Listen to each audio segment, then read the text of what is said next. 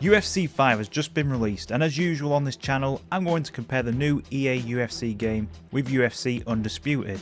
Now, I also usually compare the newest EA UFC game to just UFC Undisputed 3, but to mix things up from the usual way of doing this video, I'm actually going to compare what the UFC Undisputed series does better than UFC 5. This allows me to feature other things from the other UFC Undisputed game that were not in Undisputed 3. Number 1, actual weigh-in interactive cutscenes in career mode. In UFC Undisputed 2010 and 3, you could actually attend weigh-ins during title fights. There's no actual weight cutting mechanics in the game or anything like that. It's a nice bit of extra detail to the mode, and there's also an interactive element to the weigh-ins, as you could choose to either respect or disrespect your opponent during the stare down. Number 2, mouthpieces fly out during some knockouts. Throughout the entire series of UFC Undisputed, one of the most satisfying things to do was to get a KO and see the mouthpiece going flying off the opponent's mouth, sometimes even flying out of the cage, and the games would even track the furthest a mouthpiece would go flying. Now, it does sound fun and even a bit over the top. It is something that does actually happen in MMA fights. Mouthpieces do go flying during knockouts, and it's a mystery as to why EA hasn't thought about bringing this into the EA UFC series. Number 3, fighters can react differently to TKOs. One of the things that you might not know about the UFC Undisputed series is that fighters can actually sometimes have different reactions to being TKO'd. If it's a brutal TKO finish on the ground, then of course they're going to be laying there whilst you celebrate. But there are actually different TKOs in the UFC Undisputed series that can be classed as early stoppages. It wasn't a guarantee that refs would just stop the fight only because you took the max amount of damage. You could get stopped by the referee with just minor amounts of damage. You would even see this represented in the game, as the fighter who just got stopped can be seen arguing with the ref.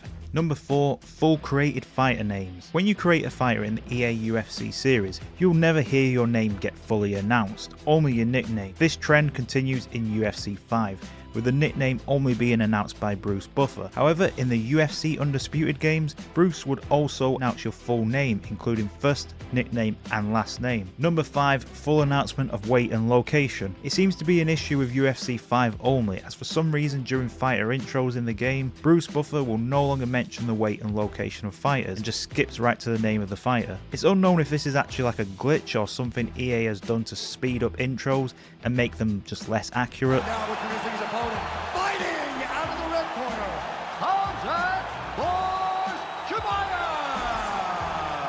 Number 6, post KO punches. After knocking an opponent out in UFC Undisputed 3, you could keep the punches going after clearly knocking them out. You'd get called out for doing it by Joe Rogan and Mike Goldberg, but it is hard to resist getting in them last shots to end the fight. In UFC 5, however, you could not land any further punches after a knockout, whether it was from a stand-up knockout or a knockout that you got on the ground. Once a fighter is out, you will automatically stop punching. Number 7, angrier reactions to boring fights.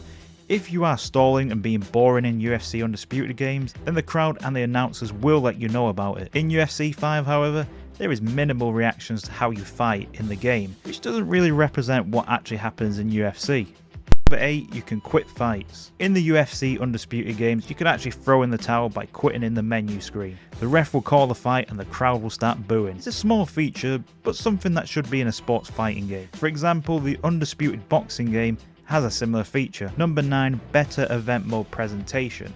In UFC 5 and all other EA UFC games with an event mode, there's almost no presentation elements to the events that you create in the game. In UFC Undisputed, the event will actually play out as if it was on TV at the time. You'd get Joe Rogan and Mike Goldberg introducing you to the event and hyping up the card. UFC 5 just has the matches play out and that's it. There's no real extra presentation added to it. Number 10, pre-fight hype videos. In UFC Undisputed 3, before a fight takes place, there would be a pre-fight hype video with Mike Goldberg going over some of the facts about each of the fighters who will be fighting in the upcoming bout. UFC 5 and all of the EA UFC games do not have this at all in the games. Number 11, pre-fight hype videos with voiceover from UFC fighters. UFC Undisputed 2010 actually goes bigger and better with this feature, as it includes actual voiceovers from UFC fighters themselves during the pre-fight hype video. You get around 2 to 3 lines or so from each fighter, but it is better than nothing at all, and it also does cover everyone on the roster. It does show how much effort that was being put into these games, compared to EA UFC having almost no one from the UFC actually voicing their fighters. Number 12, Pride Mode.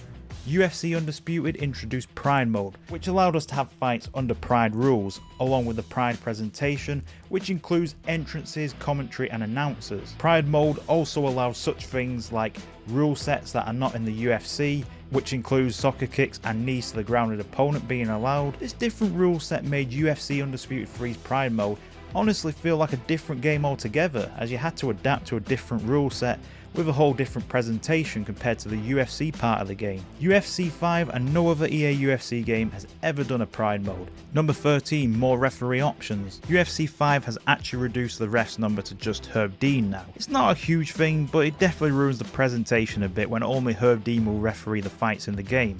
In Undisputed, you could choose between 5 different referees, which helped make things like event mode feel like an actual event was taking place, with different refs assigned to different fights. Number 14, seated against the cage position. Starting with UFC Undisputed 2010, when it added cage moves to the game. If you take down your opponent and they land near the cage, then you'll actually go into the seat cage position. This type of grounded position has never been added to the EA UFC games and is not in UFC 5.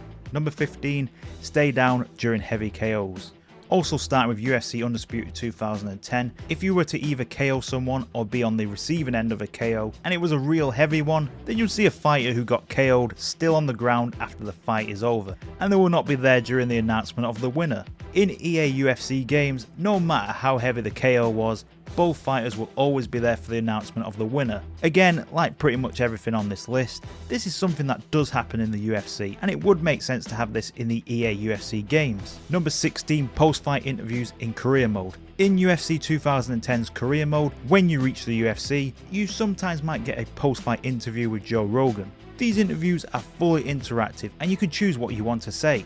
You could disrespect or respect your opponent, give a general response, shout out the fans, even shout out the UFC and Dana White, and even call out fighters that you want to fight next. This is definitely something that I'd personally like to see in the career modes in EA UFC games, though the sacrifice would be that real UFC fighters will not be able to be used in career mode no longer, as I doubt that EA would be able to get every UFC fighter on the roster to voice lines for the interviews. Number 17, better attention to detail. And lastly, the UFC Undisputed series just has the better overall attention to detail.